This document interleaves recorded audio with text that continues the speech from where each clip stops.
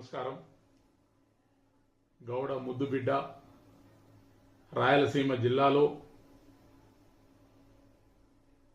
చేతికి ఎముక లేనటువంటి విధంగా దాన ధర్మాలు చేసినటువంటి జువాజీ సుంకన్న గౌడ్ గారు. మనం ఈరోజు నందికొట్కూరు వెళ్తే ఏ ప్రభుత్వ బస్టాండ్ చూసినా, హాస్పిటల్ చూసినా, పోలీస్ స్టేషన్ చూసినా, విద్యా సంస్థలు చూసినా వారిచ్చినటువంటి దాన ధర్మాలతోటే మరి ఆ రోజు ఇవన్నీ కూడా నిర్మించడం జరిగింది. వందల వేల ఎకరాలను దాన ధర్మాలు చేసినటువంటి మరి జువాజీ సుంకన్న గౌడ్ గారి చరిత్ర మరి ప్రపంచానికి తెలియాలి. తప్పకుండా ఆంధ్రప్రదేశ్ ప్రభుత్వం మరి సుంకన్న గౌడ్ గారి చరిత్రని పాఠ్యాంశంగా చేర్చాలి.